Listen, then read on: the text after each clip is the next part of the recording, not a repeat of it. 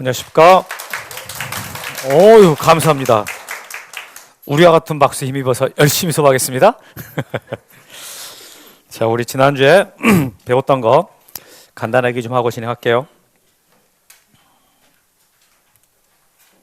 이게 그 토지이동 여러 가지 사유들이 있었죠. 신규 등록부터 해가지고 도시개발 사업까지. 자, 저런 사유가 발생이 되면 이에 따라 지적 정리가 돼야 돼요. 지적 정리. 그럼 지적 정리해 주세요라고 이렇게 신청을 한단 말이에요. 그러니까 소유자가 신청하는 원칙이긴 하지만 예외적으로 대위할 수 있다 그랬는데, 대위라는 말은 대신한다라는 뜻이라 그랬죠. 반드시 법률에 규정이 있어야 된다. 그리고 도시개발 사업 쪽에서는 사업 시행자만 신청할 수 있거든요. 자, 이렇게 신청을 해야 될 사람들이 신청을 안 해버리면 직권으로, 지적소관청이 직권으로 조세청량하여 등록할 수 있다 이렇게 되거든요. 그러면 이제 자, 신청을 하든 직권을 하든 정리가 된다라고 할 때는 대장을 정리하고 도면을 정리하는 거잖아요. 그럼 대장과 도면을 정리할 때 그 정리되는 내용은 토지 표시 아니면 소유자예요. 그럼 토지 표시가 정리될 때 엄청 굳군요.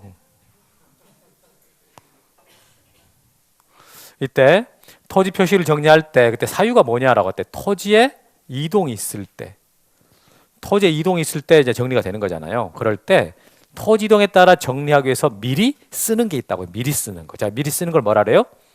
토지 이동 정리 결의서. 이 토지 이동 정리 결의서라는 걸 작성한 다음에 지적 공부가 정리가 된다. 이렇게. 자, 이게 토지 표시 정리하는 것이고, 두 번째로 소유자를 정리할 때가 있단 말이죠. 그럼 소유자는 이렇게 여기 대장이 이렇게 있으면 대장의 여기 소유자 부분, 이 부분을 정리한다는 뜻이에요. 이 부분. 이렇게. 그럼 여기 정리할 때 기준은 등기부지 않습니까? 그래서 지금 양쪽에다 대장의 소유자 갑, 등기부 소유자 갑이라고 되어 있는데, 자, 을로 바뀌는데요. 먼저 등기부가 바뀌게 돼요. 등기소에 있는 등기부가. 그러면 등기관이 이렇게 대장의 소유자를 정리하세요라고 등기완료 통지를 해줍니다. 이 통지에 따라 갖고 정리가 되는 거죠. 그래서 소유자를 정리하는 가장 기본 사연이 등기완료 통지입니다. 그러니까 등기 기준으로 정리하게 되고, 이럴 때 미리 써야 되는 거. 이게 바로 그냥 을 써버리는 게 아니라 여기도 결의서를 쓴다 그랬잖아요. 그때 결의서를 소유자 정리 결의서라고 하지. 토지 표시 정리할 때는 토지이동 정리 결의서가 작성되고, 소유자 정리할 때는 소유자 정리 결의서가 작성된다. 이렇게. 그런데 여기서 소유자를 정리될 때는 여기서 그냥 끝나. 더 이상 다음 단계가 없지만 토지 표시가 정리가 될 때는 다음 단계가 있어요. 자, 보시면 여기서 이 지적 정리를 할 때 토지 표시를 정리할 때가 있고 소유자를 정리할 때가 있는데, 이렇게 대장 있고 등기부 있을 때 토지 표시는 대장을 먼저 정리한단 말이에요. 방금 소유자는 등기부를 먼저 정리했지 않습니까? 그래서 토지 표시는 대장에서 먼저 이렇게 바뀐다고 정리가 돼요. 이렇게 되면은 등기부 표제부가 고쳐져야 되니까 이때 고쳐주세요라고 어떻게 변경 등기를 촉탁한다라고 했어요. 이때 촉탁이란 말의 뜻은 관공서가 등기를 신청한다 이런 뜻이라 그랬죠. 관공서가 신청한 등기를 촉탁 등기를 했어요. 그럼 여기서 관공서는 지적소관청인 거지. 지적소관청이 촉탁을 했습니다. 그럼 촉탁을 하게 되면 그러면 등기소에서 이걸 접수를 해서 실행을 합니다. 접수해가지고 등기소에서 실행을 하죠.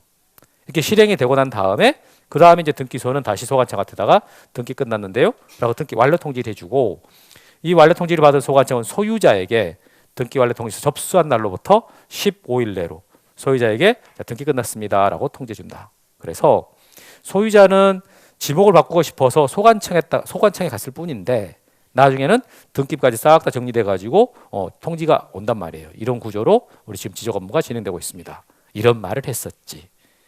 기억이 나십니까? 다음에 이제 지적 측량 절차가 있는데, 여러분 지적 측량 절차 들어가기 전에 지적 측량의 종류가 있잖아요. 그러니까 지적 측량이라는 게 뭐냐? 지적 측량이라는 것은 경계나 좌표 면적 정하려고 하는 측량이다. 이렇게 말했던 거. 경계, 좌표, 면적. 그럼 그렇게 지적 측량의 종류가 총 13가지가 있어요.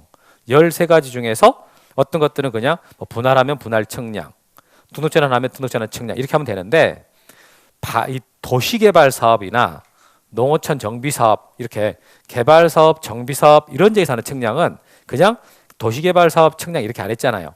그걸 뭐라 했어요? 지적 확정 측량이라고 한다. 그래서 지적 확정 측량이라는 것은 개발사업, 정비사업 이런 짓 하는 측량입니다. 이런 걸 했었고, 그 다음에 경계복원 측량이라는 게 있었어요. 그러니까 경계 분쟁이 발생해가지고 내 땅이 여기까지다라고 이제 주장하는 사람, 담이 잘못 찾았으니까 내 땅이 여기까지다라고 주장하는 사람 있지 않습니까? 그래서 그 옆 땅 주인끼리 서로 싸운단 말이에요. 그럼 우리 측량 한번 해보자. 이런 식으로 해가지고 이제 측량할 때가 있다고. 그때 하는 측량이 뭐였습니까? 경계복원 측량. 그러니까 도면에 있는 경계를 실제 토지 지상에다가 복원할 때의 측량이다. 그래서 경계복원 측량 이렇게 했습니다. 그 결과적으로 지적 공부를 정리한다 안 한다? 안 한다. 그냥 담을 고치는 것이지 지적도에 있는 경계는 고치는 거 아니다.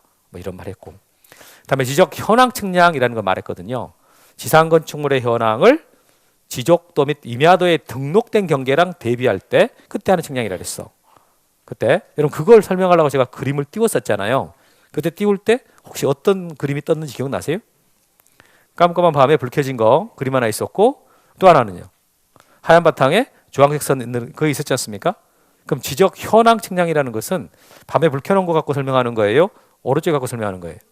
오른쪽. 오케이, 기억하십니다. 저 오른쪽이 무슨 소리지? 그러면 안 돼요. 어?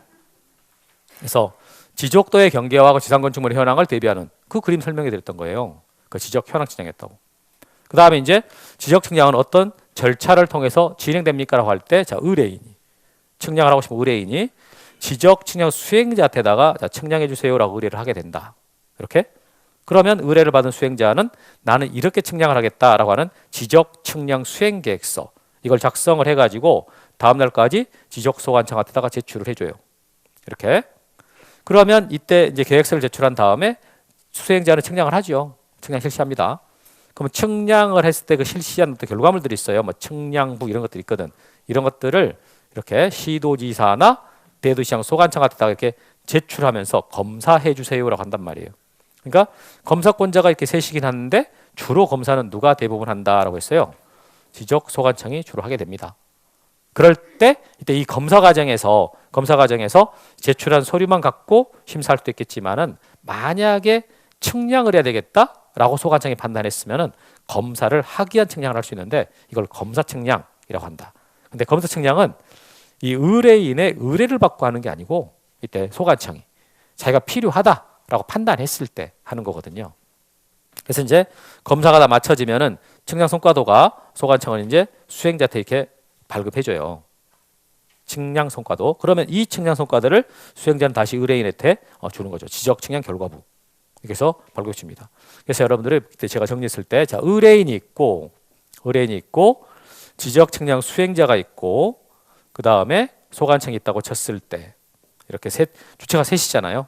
그럼 측량을 의뢰를 하고 이제 수행자가 측량을 한 다음에 검사 의뢰하고 검사를 받고 나온 게 측량 성과도가 일로 발급이 되고 다시 측량 성과도를 포함해 갖고 측량 결과부가 발급된다. 이렇게. 그래서 의뢰인은 어떻게 소관청을 만날 일이 있다 없다? 없어요. 중간에 누가 껴 있다고요? 수행자를 거쳐갔다가 수행자를 거쳐옵니다. 뭐 이렇게. 그러면 이렇게 이제 이런 측량을 하게 되는데 이런 측량의 그 기간은 얼마나 소요되느냐와 관련돼 갖고 규정이 3개잖아요.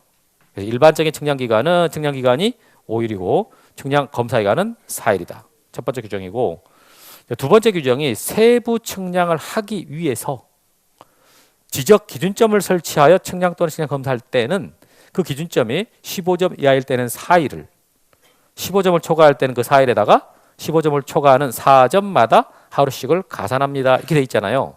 그 말이 이거 제가 설명할 때 이렇게 토지가 이렇게 있다 치고 여기 땅을 분할 측량을 하고 싶다. 분할 측량을 A가 하고 싶어요.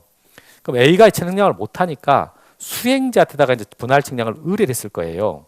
그때 수행자가 이 토지 우리 원래 분할 측량하려면은 측량 기간 5일에 검사 기간 4일이면 끝나는데 근데 이 토지 주변에는 기준점이 없어요. 그럼 기준점이 없으면 이렇게 말을 한단 말이야, 땅 주인한테. 그럼 땅 주인은 어떻게 합니까? 그랬더니 그걸 만들어야 됩니다. 그 만드는데 기간이 더 소요가 됩니다. 라고 말하는 거죠. 그러면 그때 그 얼마나 기간이 소요되나요? 라는 것이 지금 여기 써 있는 거예요. 이렇게. 그래서 이렇게 15점까지라고 있으면 이때까지는 무조건 며칠이라고요? 4일이 걸리는 거죠. 그러니까 기준점을 15점을 설치하든 10점을 설치하든 5점을 설치하든 1점을 설치하든 간에 무조건 며칠이라고요? 4일.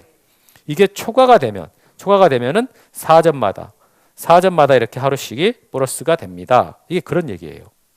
그런 개념으로 쓰이는 말입니다. 근데 여기서 왜 점이라고 표현하냐?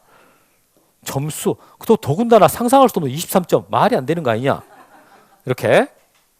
그래서 점수라고 말할 때 점이라고 말하는 것은 기준점이니까 기준점의 개수를 점 이렇게 표현한 거예요. 15개 이렇게 하는 게 아니라 15점 이렇게 말한다는 거지. 그런 식으로. 자, 그런데 이제 1번, 2번 규정이 있잖아요. 두 개 있지만 세 번째 규정이 있단 말이에요.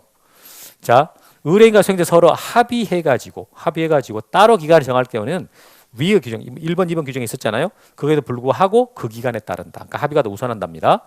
근데 전체 기간은 4분의 3 측량 기간이고 4분의 1은 측량 검사 기간으로 한다. 그러니까 합의한 게 우선하는데 무조건 마음대로 정해버리는 게 아니라 합의한 기간에서 4분의 3은 측량 기간, 4분의 1이 검사 기간이다. 이렇게 해서 이 측량 기간 관련돼 가지고 규정이 3개가 있습니다. 반드시 알아야 되는 거지. 에듀윌 유료 회원만의 특별한 서비스.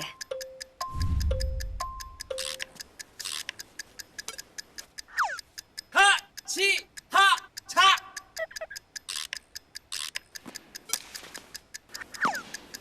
하치하차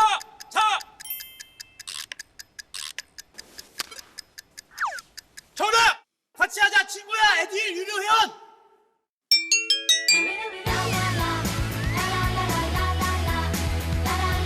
친구 소개하고 현금 받는 혜택. 오직 에듀윌 유료 회원에게만. 에듀윌. 자, 여기까지 해서 우리가 지난주에 했던 내용이고 이제 오늘 우리가 들어갈 내용은 거기 364페이지 적부 심사 여기 들어갈 차례죠. 맞죠, 여기? 네.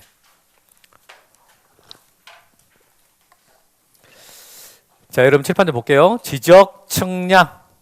근데 여러분 제가 이렇게 말하면 우리 지난주 배운 것들이지 않습니까? 어떻게 좀 기억이 생생합니까? 아니면은 내한테 저런 걸 가르쳤다고? 아니 누가 이걸 배웠지? 나는 기억이 안 나는데 혹시 그러는 건 아니시죠? 정확하지는 않지만 그걸 다 들어봤던 기억은 있잖아요, 그죠? 자, 그럼 우리 하려고 하는 게 지적, 측량, 적부 심사 이걸 볼 겁니다. 지적, 측량, 적부 심사. 근데 이 말은 엄밀하게 말하면 여기에 지적, 측량, 성과라는 말이 들어간 게 더 정확한 의미가 되죠. 보면은 여기 보세요. 지적, 측량을 한 그 성과 있잖아요. 결과물. 그 결과물이 적당한지 부당한지를 심사해 주세요. 이런 거거든요. 지적, 측량 결과물이 적당한지 부당한지. 예를 들어서 우리 지난주 했을 때 경계보건 측량을 했을 때요. 경계보건 측량을 했을 때 처음에 여기 갑소유 땅과 을소유 땅이 있었는데 갑소유 땅과 을소유 땅에 이렇게 까만색으로 다 미쳐져 있단 말이에요. 안 보이는가? 안 보이세요? 색을 잘못 골랐습니다. 하얀색으로 이렇게 다 미쳐져 있다고 할게요. 이렇게 다 미쳐졌어. 다 미쳐졌는데 여기서 을이 내 땅은 하얀 선이 아니다. 내 땅은 원래 여기까지다. 파란색까지. 여기까지라고 주장을 하는 거 을이. 그랬더니 갑이 말도 안 되는 소리 하지 말아라. 이렇게 했단 말이에요. 그래서 둘이 싸움이 나니까 측량 한번 해보자 그러면. 어디가 땅인지를 한번 측량을 통해서 확인해 보자 라고 했단 말이에요. 그랬을 때 이들이 이제 해보자라는 말의 의미는 지적도 있잖아요. 지적도 있는 경계를 실제 토지에다 한번 나타내보자 이런 뜻이라 그랬죠. 그래서 이제 그게 경계보건 측량이다. 경계보건 측량을 해가지고 측량을 해보니까 여기까지 나온단 말이에요. 여기까지 이렇게 여기까지 나와요. 여기까지 나오니까 어때요? 이 을의 입장에서 본다 그러면은 물론 자기 주장만큼은 아니지만 그래도 요만큼의 확인을 해준 거잖아요. 이만큼 이익이 된 거잖아요. 이렇게. 그러면 그냥 을은 그렇지만 갑의 입장에서 본다면 이건 3대째 지금 우리가 쓰고 있는 땅인데 무슨 지금 와가지고 저런 말 한다 소리야? 이게 측량이 잘못됐구만. 이렇게 어떻게 다툴 수가 있어요. 그러니까 갑이 이 측량 결과가 지가 원하는 대로 이렇게 안 나왔잖아요. 저한테 블랙이 나왔잖아요. 그렇다 해서 이 측량 없는 걸로 합시다. 이건 안 돼요. 여기다라고 딱 확인해 주는 순간 그건 법적으로 효력이 발생됩니다. 그래서 이게 없는 걸로는 못하니까 그럼 측량이 잘못될 수도 있지 않냐라고 하면서요. 다투는 과정이에요. 측량 성과를 다투고자 할 때 그 구제하는 절차, 이게 지적 측량 성과 적부 심사거든요. 그러려면은 이때 갑이 쪽 갑 이 사람은요 그냥 말로만 잘못됐어요 이러면 안 돼. 그러면 안 되고 갑은 측량을 다시 의뢰를 해야 돼요. 갑이 이때 측량을 다시 의뢰를 해가지고 적어도요 이 노란선보다는 더 유리하게 자기한테 구할 거란 말이에요. 그래서 이 정도는 구애하는 거예요. 최소한 이 정도는 이렇게 구하면서 봐라, 이 노란 선이 아니라 빨간 선이 맞다고. 그래도 갑 입장에서 보면은 하얀 선보다는 더 손해니까 이렇게 해서 근거를 마련한 다음에 이것을 제출하고 노란 선 잘못됐고 빨간 선으로 바뀌어야 된다라고 이렇게 다투요. 그러면 이때 이제 그걸 심사하는 곳에서는 이게 노란 선이 맞는지 빨간 선이 맞는지를 이제 심사할 거 아니겠어요? 그 과정이 적부 심사 절차라는 거지. 어때, 말 이해되셨어요? 그러면 이 가려면은 일단 자 이게 봐보세요. 그럼 방금 청구인 있었잖아요. 청구인, 적부심사, 청구인. 이 청구인이 방금 측량을 의뢰해 갖고 새롭게 구했잖아요. 그것을 제출합니다. 제출. 누구에게? 시도사를 거쳐서 지방지적위원회에다가 제출해줘요. 이렇게. 그럼 여기다 제출해주면 이제 시도사가 지방지적위원회에다가 이 사건을 회부해줘서 지방지적위원회가 이 사안에 대해서 심의하고 의결해요. 심의한다라는 말은 이 사안에 대해서 누구 주장이 맞는지, 갑의 주장이 맞는지, 우리 주장이 맞는지 한번 따져본다 그 말 있잖아요, 그죠? 그래서 결과를 내는 거예요. 의결한다 그 말이에요. 그럼 의결이 되면 의결서라는 게 나올 거 아니에요. 판결하면 판결서가 나오시듯이. 그래서 의결서를 지방지적위원회는 시도지사한테 보내주고, 그러면 시도지사는 그 지방지적위원회 의결서 있지 않습니까? 그것을 청구인한테 주게 되는데, 이때 아까 여러분 청구인은 지금 갑이 청구이잖아요. 갑. 근데 갑한테만 통지하는 게 아니라 을한테도 해줘요. 갑과 을이 서로 다툰 거니까. 그래서 청구인 및 이해관계인 이렇게 나오거든요. 청구인 및 이해관계인에게 의결서를 보내준다고. 그러면 그 의결서가 왔을 때 갑이나 을 중에서 서로 이제 어느 정도 서로 간에 만족하게 왔으면 그냥 끝나겠지만 나는 납득을 못하겠다 이럴 수 있잖아요. 갑이 납득을 못하든 을이 납득을 못하든 못하다 이런 말 나올 수 있잖아요. 그러면 재심사 한 번 더 다툴 수 있는 거예요. 그럼 한 번 더 다툰다라고 하는 것을 적부 재심사라고 표현하는데, 자, 적부 심사를 시도지사가 했어요. 그러면 한 칸 더 올라가야 될 거 아니겠어요? 상급 기관으로 누가 되겠어요? 국토부 장관. 그래서 국토부 장관을 거쳐 가지고 이제 지방지적위원회 상급 기관이니까 뭐겠어요? 중앙지적위원회겠지. 이렇게. 그러니까 적부 재심사는 국토교통부 장관을 거쳐서 중앙지적위원회에다가 청구한다 이렇게 나오거든요. 그럼 중앙지적위원회가 심의결 하는 거예요. 심의결. 그래서 이제 의결했지 않습니까? 그럼 의결서가 나오겠지. 의결서가 나오면 국토부 장관에게 보내주고, 국토부 장관 다시 누구한테 보내줘요? 청구인 및 이해관계인에게 보내주고. 자, 그런데 여러분 지금 이렇게 왔다 갔다 했단 말이에요. 이 또 왔다 갔다 했는데 이 왔다 갔다 목적이 뭡니까? 적부심사라는 목적은. 그러니까 잘못 나온 측량 성과 고치는 거죠. 그 잘못 나온 측량 성과에 따라 정리된 지적 공부, 그 잘못 정리된 거잖아요. 고치는 거거든. 그러면 측량 성과 정정하고 지적 공부 정정하고 싶은 게 이거의 목적인데, 그 측량 성과가 지적 공부를 누가 가지고 있는 거예요?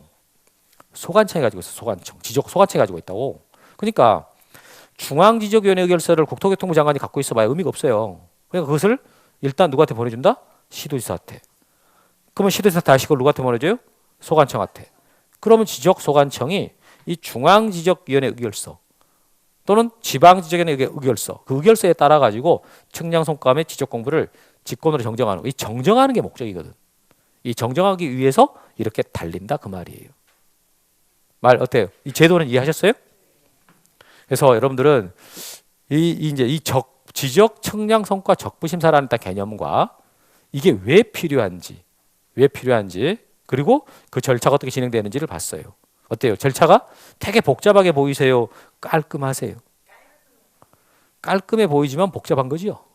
그럼 여기다가 이제 날짜를 더 넣으면 더 복잡해지지. 날짜를 넣으면은.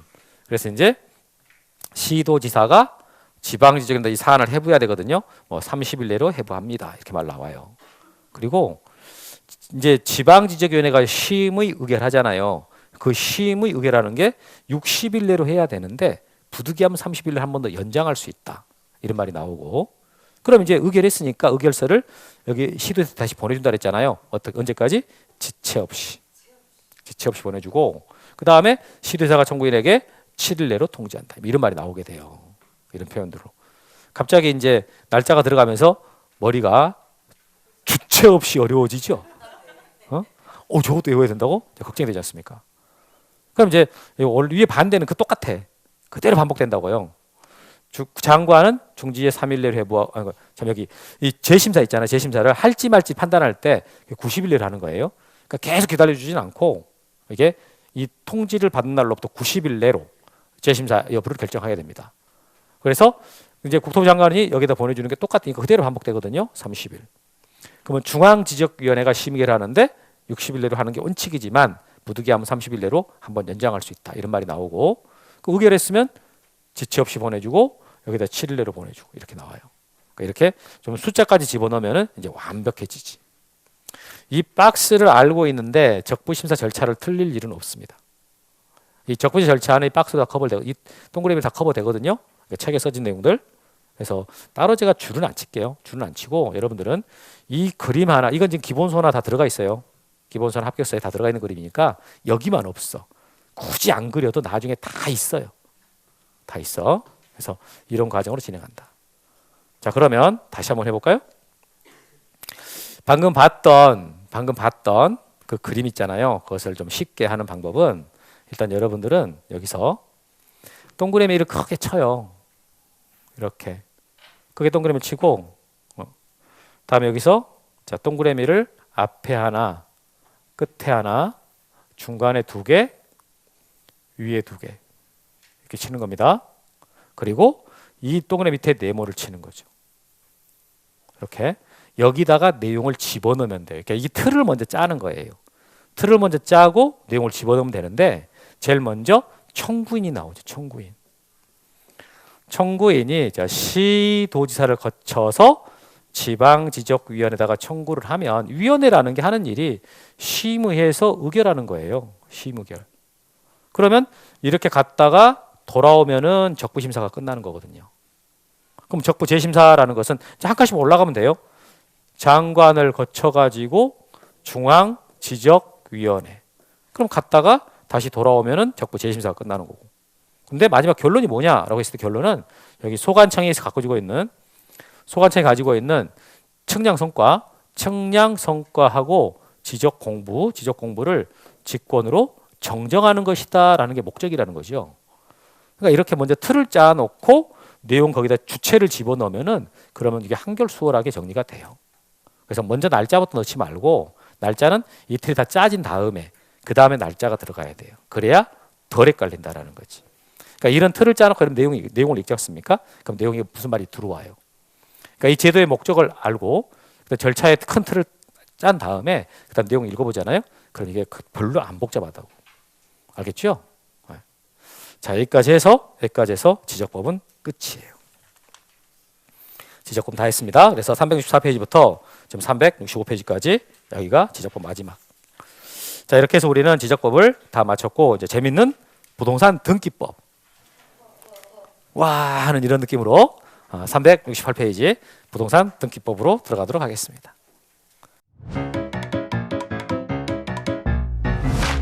에듀윌 유료 회원만의 명품 자료 서비스.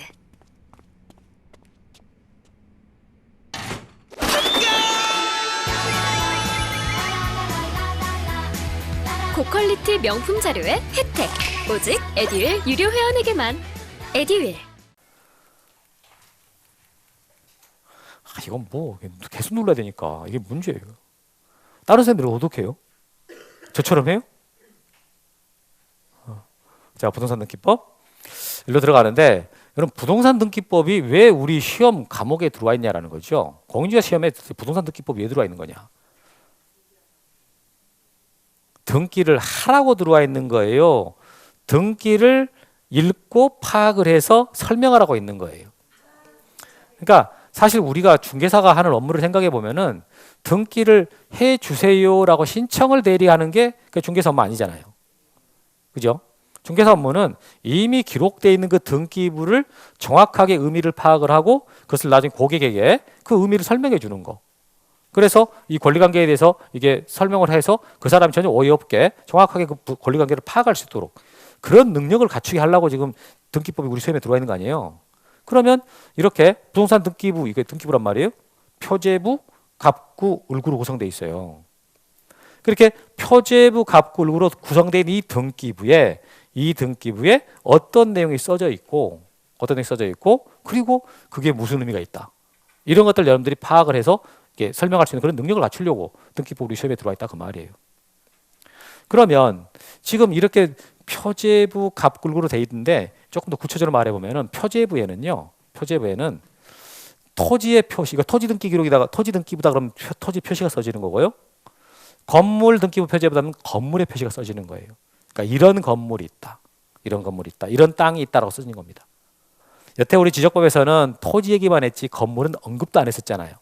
이제 등기법에서는 토지도 얘기했다가 건물도 얘기했다가 왔다 갔다 하는 거예요. 이제 우리는 뭘 배우기 때문에 부동산 등기법을 배우니까. 토지 건물 같이 배운단 말이에요. 근데 지적법은 뭐만 배웠다고요? 토지만. 왜 지적법은 토지만 다뤘어요? 지적법이잖아요. 지가 뭐요? 땅지자. 토지에 대한 기록 이것만 배웠다고. 이게. 그럼 이제 표제부가 이렇게 돼 있는 것이고, 그럼 갑구는 그럼 이런 땅이 있다, 이런 건물이 있다 이것만 말하면 안 되지. 그러면은 그 땅에 소유권이 누구한테 있느냐. 이 소유권에 관한 사항. 지금 등기법 막 시작했을 때 눈을 감고 있으면 안 된다니까. 이제 시작인데 벌써 눈을 감아보면 어떡해요. 지적법 할 때 감았어도 지금은 떴어야지. 이제 시작하고 있는데. 그래서 영상 보신 분들, 제가 손을 한 번도 안 들었네. 원래 이렇게 흔드는데 반갑습니다. 눈 잘 뜨시고. 그래서 이 갑구라는 것은 뭘 쓰는 것이냐? 소유권에 관한 사항을 쓰는 거예요. 소유권에 관한 사항. 이 부동산에 소유자가 어떤 관계가 있다 이렇게 쓰는 거고, 그 다음에 여러분 여기에 보면은 제일 먼저 지금 소유권 보존 등기라는 말이 나와 있잖아요. 우리 그때 신규 등록 배울 때 신규 등록을 이제 받아 매립해 갖고 땅 새로 만들어지면 최초로 하는 등록을 신규 등록이라고 했지 않습니까? 그러면 신규 등록할 때 이렇게 대장이 먼저 만들어진단 말이에요. 그때 등기부가 있습니까? 없어요. 신규 등록할 때는 아직 등기부 없고 대장만 만들어지는 상태거든요. 그럼 나중에 등기부가 만들어진다 그랬잖아요. 그럼 등기부는 무슨 등기를 할 때 만들어지느냐라고 할 때 이거 할 때 만들어져요. 소유권 보존 등기. 이게 미등기 부동산에 대해서 하는 최초의 등기거든요. 이 최초의 등기인 소유권 보존 등기를 하면서 등기부가 개설되는 거예요. 이게. 그래서 우리 그 지적법에서 신규 등록할 때 토지에 대한 지적 공부가 만들어질 거 아니에요. 그것처럼 등기법에서 처음에 등기부가 만들어지는 등기가 뭐냐? 그게 이 소유권 보존 등기라고. 갑구에 써지는 거. 그 다음에 등기되는 권리가 소유권만 있지 않거든요. 총 8가지 권리입니다. 8가지 권리 중에 소유권 제외하고 나머지 뭐 전세권이 있고 뭐 저당권이 있고 이런 권리들이 있단 말이에요. 그런 권리들이 기록되는 게 이 을구예요. 을구. 소유권, 예유 권리에 관한 사항 이런 게 써진다라는 거죠.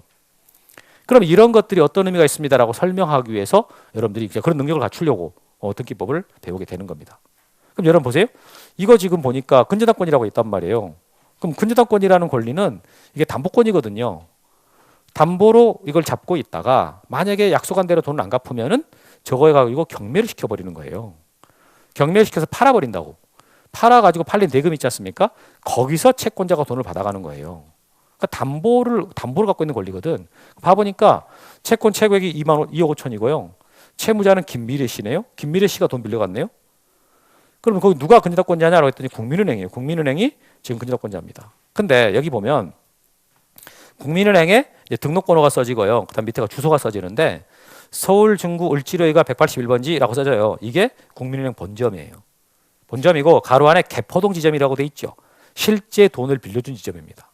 그러니까 은행 명의로 등기가 될 때 근저당권 법인 명의로 할 때 법인 명의로 할 때는 이 법인의 본점 주소를 써주거든요. 그 가로 안에 있는 게 실제 빌려준 지점이야. 이게. 그래서 이런 의미가 있는 거죠. 그래서 국민은행에서 만약에 김미래 씨가 돈을 안 갚는다라고 한다 그러면은요, 이 근저당권에 의해서 경매시켜 버립니다. 경매시켜서 팔아가지고 돈 받아가는 그런 구조가 되는 거죠. 그러니까 이런 의미가 있는 거예요. 이런 의미가. 이런 것을 우리가 이제 배우는 거지. 그러면 이 등기법 전체 목차는 결국은 여러분들이 이 등기부에 기록된 내용들 그것을 파악하는 그 과정이기 때문에 목차도 그렇게 잡혀요. 그래서 제일 먼저 등기제도 총칙이라고 나오는데 여기는 뭐냐면 일반적인 등기 제도에 관한 내용이 나오니까 제일 먼저 등기할 사항이 나와요. 등기할 사항. 등기부에는 어떤 내용이 기록되느냐. 그리고 그 등기가 기록돼 있다 해서 무조건 유효는 아니거든요. 유효하려면 갖춰야 될 요건이 뭐냐. 유효 요건. 그리고 등기가 어떤 효력이 발생하느냐. 등기 효력. 이런 게 다뤄진 게 1장이고 2장은 이제 등기부를 다룬단 말이에요. 그럼 여러분 방금 저랑 같이 등기부 하나 봤잖아요. 그 등기부 양식이 일반 등기부가 있고 아파트 등기부 양식이 달라요. 이거. 그러니까 등기부 양식에 대해서 배운다고. 이런 것들이 2장이고 3장은 등기 절차 총론인데 여기서는 절차를 배운다고요. 등기 절차. 그러니까 뭐냐면 방금 여기서 이 근저당권 등기 있었잖아요. 그 다음에 소유권 보존 등기, 소유권 이전 등기 있었단 말이에요. 이런 등기들이 뚝딱 하고 이루어지지 않습니다. 이 등기가 이루어지기까지 과정이 있어요. 과정. 그 절차에 대해서 배우는 게 3장입니다. 3장. 이게. 그래서 처음에 등기해 주세요라고 신청할 때 누가 신청하냐. 그럼 신청하러 갈 때 뭘 챙겨가야지 등기를 해주냐. 그럼 어떻게 하면 등기 안 해주고 빠꾸 당해버리냐. 빠꾸 이런 말씀 안 되고 각하당하냐. 안 해주냐. 이런 거 있어요. 그럼 특히 다 끝나고 나면 권리증 나오고 있는데 뭐 권리증이 어떤 의미가 있느냐. 뭐 이런 것이 나온다고. 이게 다뤄지는 게 3장이라고. 그럼 4장은 아까 제가 등기되는 권리 8개 있다 그랬잖아요. 그 8개 권리들 어떻게 등기, 어떤 의미가 있느냐. 이런 게 하는 거고 마지막에 각종의 등기라 해가지고 5장에서 나오는 건데 여러분 그 말소 등기라는 말 들어보셨죠? 가등기 들어봤어요? 가등기, 변경 등기, 그다음에 부기 등기 뭐 이런 것들이 있어. 표정들이 안 좋아집니다. 그런 것들에 대해 세부적으로 다뤄지는 게 5장이라고. 여기 5장 이렇게. 그러면 공인중개사가 지금 이 우리 올해 그럼 문제가 어떻게 나왔냐면은 올해 여기서 2문제가 나왔어요. 올해 여기서 1문제 나왔어요. 여기서 5문제 나왔고요. 여기 3문제 나왔고 1문제 나왔습니다. 제일 중요한 데가 어디예요? 3장. 그럼 항상 그랬을까요? 이거 12개 맞죠? 다 더하면. 다 더해놨더니 15개 이렇게 나오면 곤란합니다. 근데 그럼 작년에 그랬냐? 작년에 여기 0. 여기 한 문제 아니면 지문 몇 개. 주로 많이 나온 데가 여기가 뭐 4개, 5개가 나오게 돼. 보통 일반적으로 1장이 안 나오거나 한 문제. 등기부는 한 문제나 2문제인데 많이 나와야 2문제고 주로 한 문제가 나와요. 그리고 여기 4장이 제일 많이 4문제, 5문제가 나와요. 여기서 2-3문제가 나오고 이렇게. 그 3장이 나머지가 나와. 3장이 그래서 한 3문제쯤 나오게 되면 그럼 다 더해보면 12개 되나요? 이렇게 큰 거, 이렇게 더 큰 것만 더해버리면 넘어가는 거고 작은 거 더하면 되지. 옳지 맞죠, 그죠? 그래서 올해 보면은 3장이 많이 나왔어요. 여기서 다른 해보다 옛날에 막 등기법이 한참 어려울 때 그때 3장이 많이 나왔거든요. 그때가 3장이 거의 절반 이상 나왔었다고. 그런데 요즘에는 거의 그런 적이 없었어요. 한 3문제나 많이 나와야 4문제였다고. 근데 올해는 5문제를 냈어요. 그러면 우리한테 제일 중요한 것은 어디냐라고 했을 때 4장이거든요. 4장. 권리들, 그 등기들 이런 게. 근데 여기 4장까지 쭉 잘 배워오시면 5장은 그냥 무난하게 넘어갈 수 있어요. 오히려. 그래서 하여튼 이 공부를 할 때 이 3장과 같은 경우는 이건 법무사들이 하는 일이란 말이에요. 등기가 실제 이루어지는 절차는 법무사가 하는 거거든. 그러니까 중개사 업무하고는 좀 약간 거리가 있어요.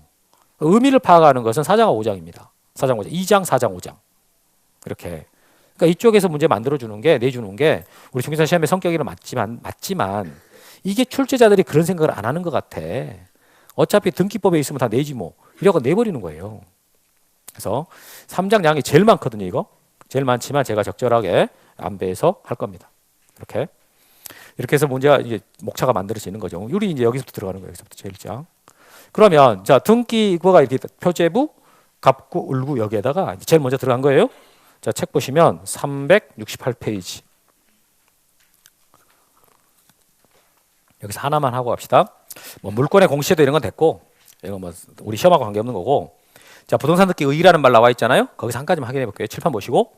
여러분 등기란 뜻이 뭐예요? 책 보지 말고. 자, 등기란 뜻이 뭐예요? 말해봐요. 등기란 항상 써 있으면 그대로 읽으라 그랬죠. 그대로. 등기라는 것은 등기부에다가 기록하는 거예요. 등기부에다가 기록하는 게 그게 뭐라고요? 등기. 끝났어요. 아니 다른 말 하지 말고 이것만 말하니까요. 혼자 왜 다른 말 하는 거야? 등기라는 게 뭐라고요? 등기부에다가 기록하는 거 끝났다고요. 거기 등기 많이 써지지 않습니까? 그냥 무시하고 등기가 뭐냐? 라고 하면은 등기부에다가 기록하는 것이다. 이렇게. 그러면 방금 말 나왔으니까 그럼 등록은 뭐예요? 등록은 뜻이 뭐였어요? 지적 공부에다가 기록하는 거. 그래서 우리가 지적법 배울 때는 등록한다라는 말이 제가 등기한다는 말 안 했잖아요. 지적 공부 배울 때는 우리가 지적법 배울 때는 등록한다 그랬어. 다 읽어봐야 등록이란 말이 나와요. 근데 등기법 공부할 때는 이제 등록이란 말 안 나와. 등록이란 말이 나오지 않고 뭐가 나온다고요? 등기라는 말이 나온다고요. 그러니까 여러분들은 그러면 이 두 단어는 용어는 같은 말이에요, 다른 말이에요? 둘 다 기록하는 거야, 기록하는 거라고요, 둘 다. 둘 다 기록한다니까 쓴다라는 의미가 있는데 다만 어디에다 기록하냐, 어디에다 쓰느냐라고 할 때 여기 등기부에다 기록하는 거고 이거는 지적 공부에다 기록하는 거예요. 알겠죠? 이 용어 이렇게 꼭 구분해야 되는 거예요. 그냥 뭐 어차피 기록이니까 그냥 뭐 똑같네 막 섞어서도 되는 거예요. 이런 마음을 먹는 순간 고생하십니다. 그러니까 용어가 나올 때 그 용어를 제가 시간을 들여 설명한 것들 있잖아요. 그런 것들은 반드시 구분하라는 뜻이에요. 그게 구분이 안 가버리면 나중에 고생해. 자기가 생각할 때는 분명히 맞는 것 같은데 답을 보면 자꾸 틀려버린다고요. 근데 또 어떨 때는 맞아. 그게 제일 괴로운 거예요. 계속 틀려버리거나 계속 맞아버리면 괜찮잖아요. 근데 맞았다 틀렸다 그래요. 뭔가 잘못되고 있다는 뜻이거든. 이런 용어들이 정확하게 구분이 돼야지만이 그런 일이 안 생겨요. 그래서 등기부에다 기록하는 것은 등기한다 그러는 것이고 지적 공부에다 기록하는 것은 등록한다. 둘 다 기록한다 뜻이지만은 대상이 다르다라는 거죠. 꼭 구분하세요.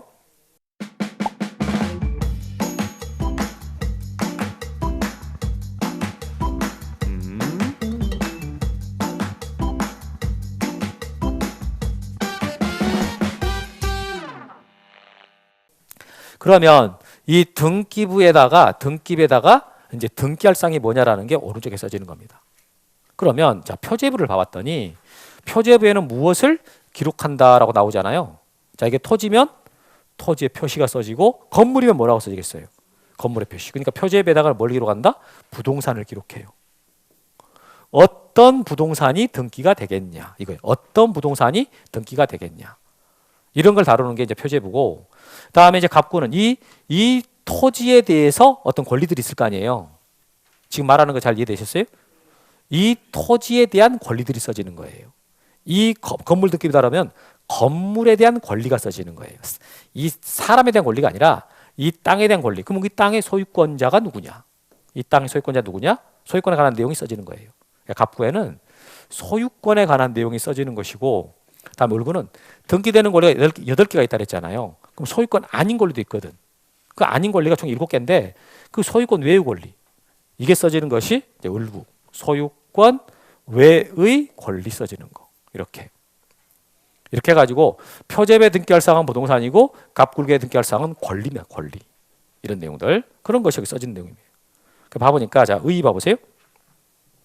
등기할 사항이란 등기 기록에 기록할 수 있는 사항을 말합니다라고 했는데 여러분 그 등기 기록이라는 말이 나왔잖아요. 등기 기록이라는 말이 나오면 그냥 등기부다라고 생각하시면 돼요. 등기부다. 이따 제가 조금 더 자세하게 말하겠지만 일단 등기부다라고 생각하시고, 자 보시면 자 등기 기록에는 부동산 표시에 관한 사항을 기록하는 표제부와 표제부 동그라미 치시고, 소유권에 관한 사항을 기록하는 갑구 동그라미 치고, 소유권 외의 권리에 관한 사항을 기록하는 을구를 한다. 을구 동그라미 치고. 그래서 결국 자 등기할 사항이라는 것은 표제부 및 갑구와 을구에 기록할 사항을 말합니다라는 말이 나왔어. 표제부, 갑구, 을구에 기록할 사항. 이걸 뭐라고요? 등기할 사항이라고 말하는 거지. 그럼 여기서 보면 자 표제부에는 무엇을 기록합니까? 라고 했을 때 부동산 기록한다 그랬잖아요. 그럼 부동산이라는 것은 무엇과 무엇이 있다고요? 토지와 건물. 토지와 건물. 책 보지 마시고 여기 봅시다. 그럼 여러분 우리 지적법 공부할 때요. 이 토지가 어떤 게 이게 기록한 토지, 지적법의 대상이 되는 토지는 어떤 게 토지가 된다 그랬습니까? 어떤 게 토지다? 바닷물이 꽉 찼을 때 잠기지 않는 모든 부분. 그러니까 어디가 지적의 대상이 되는 토지라고요? 바다 빼고 다 했지. 그렇잖아요. 바다를 제외한 나머지라 그랬잖아요. 그럼 그게 토지 지적의 대상이 되는데 그때 한강도 어떻게 토지였어요? 아니었어요? 한강도. 토지다. 그럼 한강은 어떻게 등록이 돼 있다 안 돼 있다? 돼 있어요. 한강도 필지로 다 지금 만들어졌고 등록돼 있습니다. 그러면 등기의 대상이 되는 토지 있잖아요. 등기의 대상이 되는 토지의 범위는 어디까지? 그냥 똑같아요. 지적의 대상이 되는 토지 있지 않습니까? 그거랑 똑같다고 생각하시면 돼. 그냥 동일하다 이렇게. 그럼 한강도 저거 등기 대상이 된다 안 된다? 된다. 됩니다. 해놨을까요 한강을? 응? 여러분 생각에 한강 그 전부 다 필지 나눠진 것들마다 전부 등기돼 있을 것 같아요? 제가 생각할 때는 안 돼 있지 않을까. 뭐 보진 않았어요. 그죠? 안 돼 있을 가능성이 높겠다 생각이 들어요. 아니 등록은 됐다면서요. 맞아요. 등록은 국가가 땅을 관리할 때 가장 기본적으로 기록하는 사항이기 때문에 그건 기록을 해요. 그런데 등기를 하는 목적은 이게 관리하는 목적보다는 권리자 보호가 목적이거든요. 권리자 보호. 그러면 여러분 한강에 대해서 누가 소유권 주장하는 사람 있겠어요? 그걸 팔아버릴 수 있으려나? 담보 잡혀 돈 빌려갈 수 있을까요? 그럴 일이 일어날 리가 없잖아요. 그러니까 굳이 저걸 등기까지 해가지고 돈 들이고 시간 들여가지고 만들어 놓을 것 같지는 않아. 여기서 여러분들이 구분하셔야 돼. 자, 등기의 대상이 되냐라는 말과요. 이게 등기를 해놨을까라는 말은 같은 말이 아니라는 거지. 그 말 이해하셨어요? 그러니까 한강은 기본적으로 등기의 대상이 된다 안 된다? 된다. 그런데 과연 등기가 돼 있을까? 현실적으로? 그건 안 될 가능성이 있다고 봐요. 결론은 뭐냐면 그냥 토지는요 다 된다예요. 토지 중에 등기 안 되는 대상은 없다. 이러면 끝이야. 이렇게. 근데 한 가지 더 있고요. 그럼 여러분 개인이 도로를 소유할 수 있겠어요? 도로? 개인이 도로를 소유할 수 있다 없다? 있죠. 사도라는 게 있잖아요. 그럼 개인이 도로를 소유한다 해서 지 마음대로 막 써버리면 되겠어요? 자기 거니까? 안 되죠. 이게 공공재잖아요. 토지 가는 게. 근데 도로는 하물며 더 한다고요. 그래서 도로의 경우에는 지만 쓰는 게 아니라 공동으로 사용하는 제한이 있어. 그렇죠? 그런 제한이 있어도 어떻게 그 등기 대상이 될 수 있다 없다? 돼요. 여러분 도로 등기해 놓은 사람 내 도로다 했을 때 그 사람 등기해 놨을 것 같아 안 해놨을 것 같아? 하죠. 도로 팔 수도 있고 개인이 소유하는 도로는 팔 수 있잖아요. 담보 잡힐 수도 있고. 그러니까 등기 만들어지지. 이렇게. 그래서 거기 보시면 토지와 관련돼 갖고 한마디로 말하면 다 된다예요. 다 되는데 그 2번을 보니까 사건의 목적이 될 수 없는 공유수면 아래 토지. 아까 이런 바다라 그랬죠. 바다를 우리 지적법에서 공시법에서는 바다라고 하지 않고 뭐라 한다고요? 공유수면. 그걸 제외하고는 다 돼. 공유수면 빼고는 다 됩니다. 반면에 거기 내려와서 자 사건의 목적이 될 수 있는 토지는 공용의 제한을 받더라도 등기 대상이 된다라는 말이 있어요. 여러분 공용의 제한이다라는 말은 공동으로 사용한다 그 말이잖아요. 공동 사용한다. 그래도 등기 대상이 된다 안 된다? 된다. 그러니까 결론은 뭐라고 썼는데 그냥 한마디로 말하면 어떻게 하면 된다고요? 바다 빼고 다 된다. 이러면 돼. 바다 빼고 다 된다. 건물 내려와 볼까요? 칠판 보세요. 여러분 우리 아파트 그 분양할 때 모델하우스 짓지 않습니까? 그 모델하우스 요즘에 모델하우스 보면은 그냥 그 빌딩에다가 그냥 그 모델만 바꿔가지고 자꾸 그 리모델링하고 그렇게 하는 것도 있지만은 이전에 보면 실제 건물이 지어지는 그 현장에다가 모델하우스 짓는 것들이 많이 있잖아요. 그죠? 그런 거 본 적 있죠? 그럼 그 모델하우스는 건물이에요? 아니에요? 응? 건물이다 아니다? 그렇죠. 가건물, 임시적인 건물이니까 건물은 건물이죠. 넓게 보면. 근데 그게 등기가 될까요?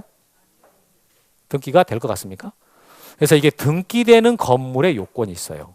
그래서 거기 보시면 그러니까 건물의 A형을 갖췄다 해서 다 등기되는 게 아니고 등기되려면 이런 요건을 갖춰야 된다. 이런 말이 써지거든요. 그래서 건물이라 라고 써진 거. 토지에 정착해서 지붕과 벽을 갖춘 토지 정착물로서 일정한 용도로 계속 사용되고 쉽게 해체 이동할 수 없는 것을 말합니다라고 나왔잖아요. 그러니까 이게 건물이라는 개념, 여기서 말하는 건물은 등기되는 건물을 말하는 거예요. 등기가 되는 건물이 되려면 이런 요건을 갖춰야 된다고. 그럼 방금 모델하우스는 왜 등기가 안 되는 거예요? 그 중에서. 지금 써 있잖아요. 계속 사용되는, 거기 색깔이 안 들어갔는데 계속 사용되고 쉽게 해체 이동할 수 없어야 되는데 그게 요건을 못 갖춘 거지. 이건 철거가 미리 예정돼 있으니까. 그러죠? 컨테이너 박스 같은 거. 여러분 사무실로 쓰고 있는 컨테이너 박스 있잖아요. 그 사무실로 쓰는 컨테이너 박스 그거 건물로 등기 될 것 같습니까? 된다 안 된다? 요즘에 여러분들이 해가 좀 짧아지면서 약간 이게 따뜻한 남쪽이 훨씬 따뜻하잖아요. 남향이. 그래가지고 컨테이너 박스 약간 서양 쪽이었거든. 더운데 그거 추운데 이거 좀 돌려봐. 하면 어떻게 들어가지고 지게차로 떠가지고 경겨놓을 수 있잖아요. 그죠? 등기 되겠습니까? 고정돼 있지 않잖아, 고정. 그러니까 이런 요건이 갖춰졌을 때 등기되는 건물이 됩니다. 그런 말인 거예요. 크게 시험에서 많이 나올 그런 내용들은 아니지만 그래도 우리가 배우는 이 등기되는 부동산과 관련돼 갖고 토지 건물의 특징을 알고 있어야지. 토지는 그냥 한마디로 말하면 뭐라고요? 다 된다. 건물이면 건물 모양을 갖췄다 해서 무조건 되는 게 아니라 여기 나오는 토지에 정착돼 있고 지붕과 벽을 갖추고 그다음에 계속 사용되고 쉽게 해체 이동할 수 없어야 된다. 이런 거. 참 거기 하나 지붕과 벽을 갖추라 이 말 나오잖아요. 이 말의 의미가 뭐냐면 외부랑 분리되란 소리예요. 외부랑 분리가 되는 소리거든요. 그럼 우리 교실 한번 봐봐요. 이게 공간이 확보가 되잖아요. 이렇게 공간이 확보가 돼야 건물이라고. 그러니까 여러분 한강에 놓여 있는 많은 다리들이 있잖아요. 그 수백억 수천억씩 하는 그런 건물, 그런 구조물들 있잖아요. 그거 등기되는 건물 되겠습니까? 된다 안 된다? 여러분이 살고 있는 집보다 훨씬 비싼 구조물이란 말이에요. 근데 그건 건물은 아니야. 왜 건물이 아니냐면 공간 확보가 안 돼요. 그렇기 때문에 그건 등기되는 건물이 될 수가 없는 거라고. 말 이해되시죠? 그래서 이런 것들은 우리 시험에서 직접적으로 묻지는 않습니다. 묻지는 않지만 그래도 한번 이런 것을 개념을 좀 알고 있어야 되니까 언급했어요. 넘겨보겠습니다. 자, 등기할 사항으로서 이제 부동산. 이 표제부에 기록되는 부동산이 뭐냐? 토지 건물이다. 토지의 특징, 건물의 특징 간단히 말했고 그 다음에 이제 이 등기되는 권리가 전부 몇 개라고요? 8개. 그래서 8개가 나와요. 제일 보면 등기할 사항 권리, 소유권, 지상권, 지역권, 전세권, 임차권. 그 4개 묶어봐요. 지상권, 지역권, 전세권, 임차권 4개 묶어보고 그 다음에 저당권, 권리질권, 채권담보권 묶어보고 이렇게. 그러면 여기서 권리는 크게 3개로 나눠지는 거거든요. 소유권이 있어. 가장 완벽한 권리 소유권. 그 다음에 방금 지상권, 지역권, 전세권, 임차권 있었잖아요. 이건 다른 사람 부동산 빌려 쓰는 권리예요. 이 빌려 쓰는 권리를 용익권이라 그런다고 배우셨죠? 사용 수익하는 권리, 용익권. 그 다음에 저당권, 권리질권, 채권담보권은 내가 빌려준 돈이 있거나 받을 돈이 있어. 그럼 그 돈 안 떼이고 받아야 될 거 아니에요. 안 떼이고 받으려고 담보로 잡는 권리예요. 이거 담보권들이야. 담보권, 그러니까 소유권, 용익권, 담보권으로 크게 나눠지는 겁니다. 예. 그럼 여러분 이런 게 등기가 되는 권리면은 문제를 만들려면은 등기 안 되는 권리도 있어야 될 거 아니에요.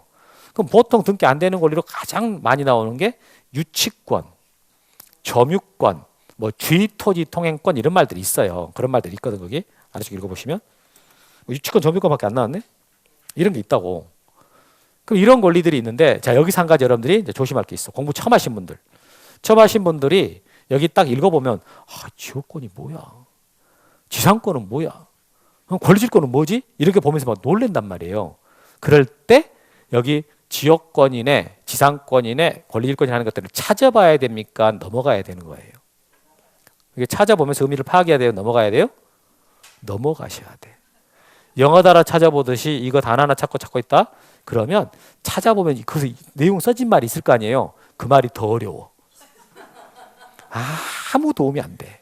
그러니까 이걸 읽어보고 뭐야 용익권이라고 빌려 쓰는 권리라고? 그럼 빌려 쓰는 권리나 본데? 하고 넘어가면 돼요.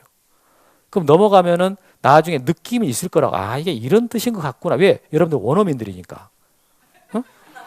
원어민들이니까 국어를 딱 단어를 보면 그리고 그걸 설명을 가끔 한단 말이에요. 그럼 이게 이런 뜻이겠구나 감이 와요. 근데 공부 처음 한 사람들이 단어 찾듯이 다 찾아버리잖아? 1시간 이게 한 페이지 보는데요. 이틀 걸려 이틀. 다 찾으면. 안 본다 공부 안 해버려. 2시간 더 걸려버려 이거. 그러니까 영어 공부하듯이 하면 안 돼요. 영어 한 페이지 읽는데 막 그 해석 다 하고 보면 엄청 걸려버리잖아요. 그렇게 하지 말라고. 그렇게 하면 절대 실력 안 늘고 일단 재미가 없으니까 공부를 오래 못해요. 접어버린다고. 절대 그렇게 하지 말고 넘어가 버려야 돼. 그러면 이 사람이 말하고 저 선생님이 말하고 다 말하면은 그런 뜻인 것 같구나라고 느낌이 좀 올 거예요. 그렇게 보셔야 되고 다음에 이제 여러분 그 권리가 물권 있고 채권 있다라는 말은 이제 들어봤잖아요. 그럼 등기가 주로 저기 칠판 보세요. 그럼 등기가 주로 되는 권리는 물권이겠어요? 채권이겠어요? 왜 물권이겠어요? 여기 봐봐요. 이런 토지가 있단 말이에요. 토지. 이런 토지가 있어. 물건이죠. 이 토지에 대한 소유권. 이 토지에 대한 소유권 아닌 권. 이게 써진단 말이에요. 그러니까 이 물건에 대한 권리들이 써지는 거예요. 당연히 물권이 등기 대상이 주로 되는 거지. 이게 토지랑 건물이 물건이니까. 그렇잖아요? 그럼 사람에 대한 권리는 어떻게 등기부에 기록되는 게 원칙이 안 된다? 안 되지. 이 등기부에는 이 땅에 대한 권리가 써지기 때문에 내가 이 사람한테 가지고 있는 권리가 있어. 그건 저 땅에 대한 권리가 아니잖아요. 그러니까 안 써지는 거지. 그러니까 채권은 기본적으로 등기가 안 돼요. 그럼 내가 손해배상 청구권을 갖고 있다고, 응? 내가 이 사람한테 돈을 받을 권리가 있어요. 손해배상 청구권. 그 손해배상 청구권이 등기가 되겠습니까? 안 되죠. 왜 안 되는 거예요? 잘 이해를 못했구만. 등기부에는 이 땅이 써진다니까. 땅? 이 땅? 이 땅에 대한 지금 기록이란 말이 땅에 대한 기록. 그죠? 그럼 이 땅에 대한 권리가 써져야지. 근데 내가 손해배상 청구권은 땅에 대해서 갖고 있는 게 아니잖아요. 이 사람한테 갖고 있는 거잖아. 그러니까 원칙적으로 손해배상 청구권은 이 땅에 대한 권리가 아니기 때문에 기록이 안 되는 거라고요. 근데 이제 그 사람한테 내가 강제로 돈을 받고 싶어.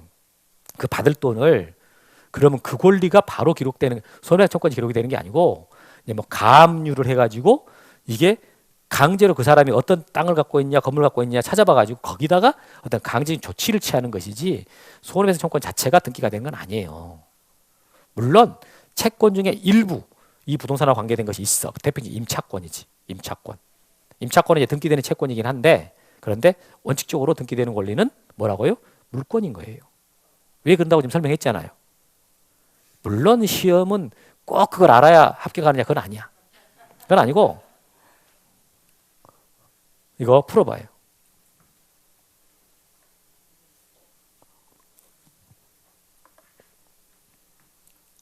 아까 등기되는 권리 8개. 8개다라고 말했잖아요. 8개 기준으로 한번 골라봐요.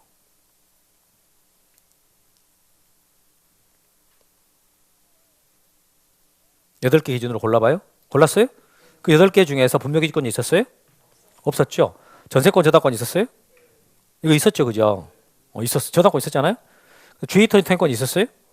없었죠? 지상권 있었어요? 있었죠? 와, 그럼 그것만 알아도 니을 빼버리면 답 나오겠네, 그죠? 그럼 답이 몇 번이요? 1번. 이건 문제는 이렇게 나오긴 하니까 이렇게 풀면 돼요. 그렇지만 이제 기본적으로 처음 시작할 때 왜 물권이 등기가 되고 채권은 추출 안 되느냐 이 얘기를 한 거지. 그게. 근데 보면 분묘기지권이라는 것은 여러분들 저것을 이게 이제 일종의 빌려 쓰는 권리긴 해요. 근데 등기는 안 되는 권리라고. 나중에 중개사법 시간에 되게 많이 강조할 그런 내용일 겁니다. 등기 안 되는 권리로 다룬 거고 전세권 저당권이라는 것은 뭐냐면 자 저당권이라는 권리를 소유권자가 설정해 주는 게 일반적이잖아요. 보통의 저당권은 대부분 소유권자가 설정해 주거든. 그런데 전세권자가 저당권 설정할 수도 있어. 그러니까 이걸 공부를 안 하는 분들이 만약에 이 니은 지문을 봤다면 뭐야 권리 2개를 왜 써놨어? 왜 중간에 점이 안 들어갔지? 이렇게. 근데 사실은 이 가운데에 부라는 말이 보통 써주는 게 좋습니다. 전세권부 저당권이라는 말은 전세권에 기한 저당권이다. 보통 저당권은 소유권자가 설정하거든요. 근데 소유권자가 설정한 저당권이 아니고 전세권자가 설정한 저당권이다라는 뜻이에요. 저게. 그게 등기된다 안 된다? 된다. 그다음 주의토지통행권. 무슨 말이겠어요?